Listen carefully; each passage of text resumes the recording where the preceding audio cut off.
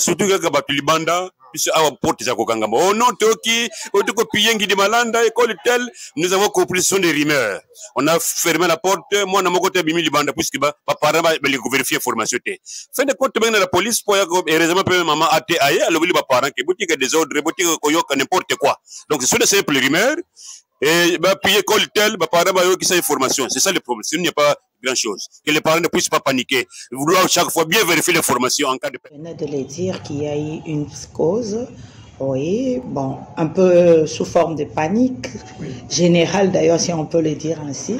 Dans nombre de nos écoles privées, on nous a appelés pour nous dire que les parents veulent récupérer leurs enfants.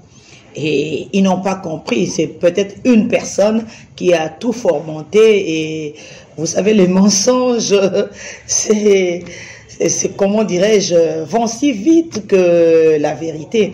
Alors, nous avons été dans nombre des écoles de la place pour leur faire comprendre que non, c'est juste une petite panique parce que il n'y a eu rien de grave. Et dans nombre des écoles, d'ailleurs, le préfet ont refusé de pouvoir libérer les enfants pour la simple raison que les enfants étaient en train d'étudier et il n'y avait pas de problème. C'était juste un mauvais vent.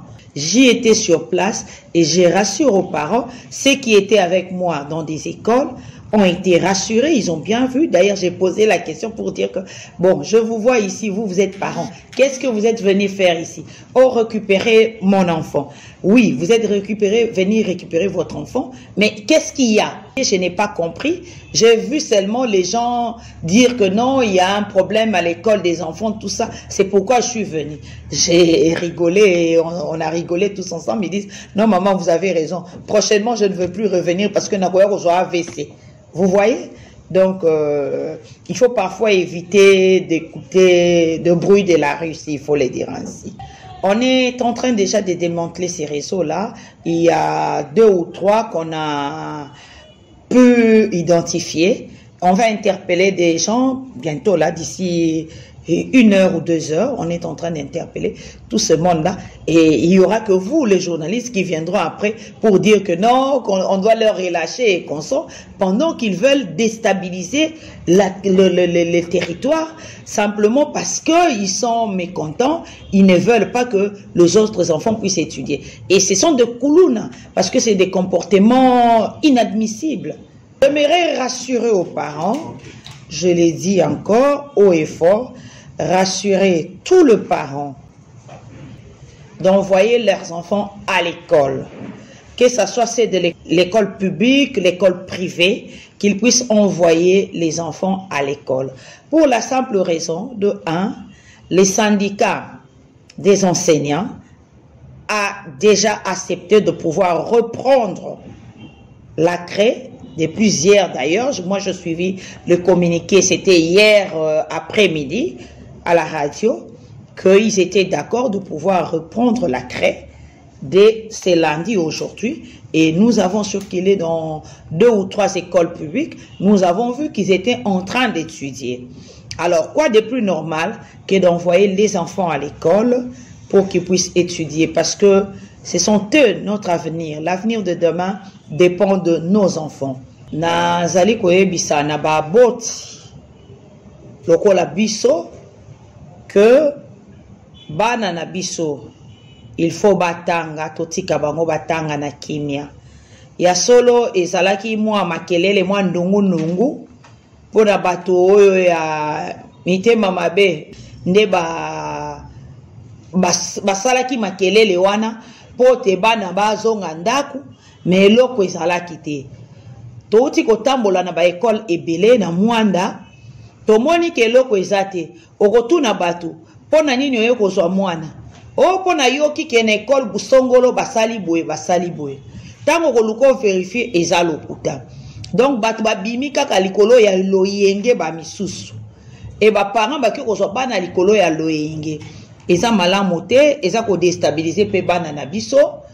Nazali koyebisa ba parents bayeba ke même école publique, école tobengi ya l'État, basi bazongeli kotangisa au syndicat na bango esi elobaki bazongela pe eza na baekolo bandimaki totamboli pe tomoni bao bazosala ndenge wana makelele wana ezali bakuluna tokobenga bango pe tosi toyebi banani na banani oyo balingaki babamba mwa libanga oyo balingaki basala désordre kala mingi te la police kutu ezokende kokanga moko na moko oyo babandaki kosala désordre koluka kobenga na bana bato na classe mais na baekole ebele tomonaki ke bapréfet baboyi kutu kobimisa bana balobi tokobimisa bana te po eloko eza te bokozwa bana mpona nini alors tolanda loyenge te toteyaka bana po bana baza avenir na biso ya lobi toza na besoin na bango soki bomoni mutu azosala désordre ndenge wana bosignale biso l'état ekokweya na ye akozwa mbando na ye Kabubia etango tumanisa kusala sali drapeau tumbaka information puisque mfumu ke ba toujours information na tango nyonso que na kati ya cité bato mose ke na ngindo ya imbi bakena kutambola na baekole sama na kuperturbe kupekisa bana batanga fe etango mfumu kumbaka information ina andukiza bokila na collaborateur nandi na ba policier et bituza kita na baekole ina sama na kuvutusa ndemana.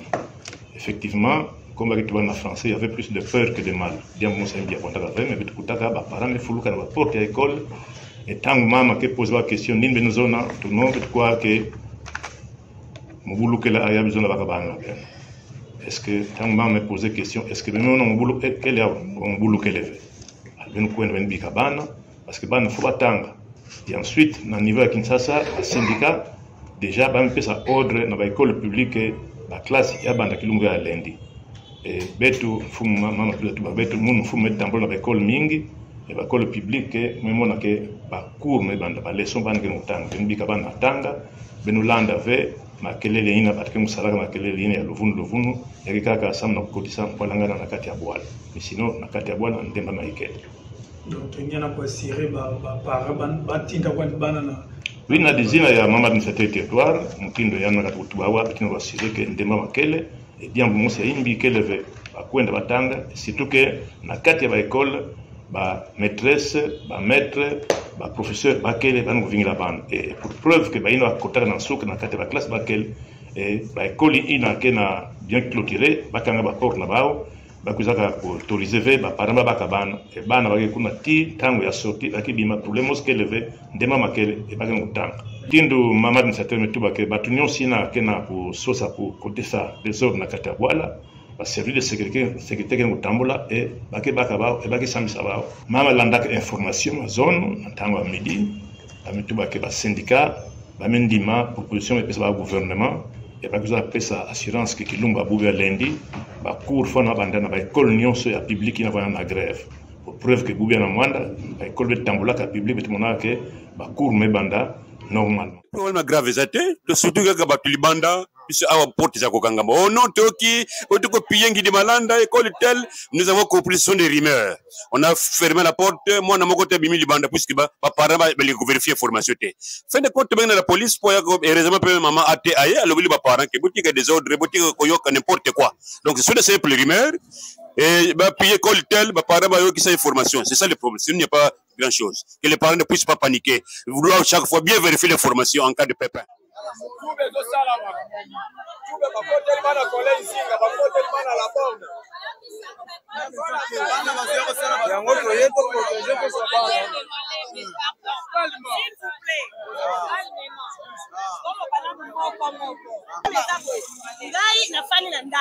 Namoni bana bauti na école ya privé na makutu na chez Michel babimisi bana bazoki mambango bana ya école ya l'État bazokotela bana privé kobeta kosala des autres yango tofuti batike toye ko balobi tina cité awa bana donc trouble za makasi siko ngana ye na kuti des autres na télé yo kuti des autres awa te to kuti awa bino ne mutu boye ko tsa des autres yango de to bisi ko ba panga ni de bino ba panga ne boye ko tsa ba panga ne ba yo bina be fond de ba yo malade utata kumasha de kwa ki ha baba di déjà qui est pas la borne yo ka ba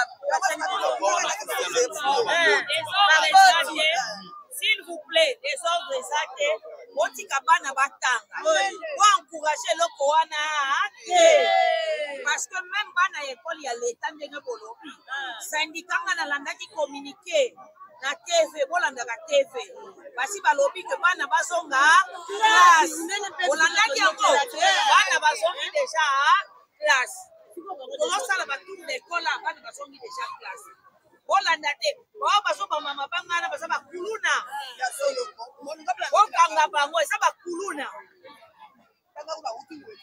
bobenga la police ekoya soki problème botika bana batanga bana baza avenir ya lobi toyokani bozonga na bino landa ozokende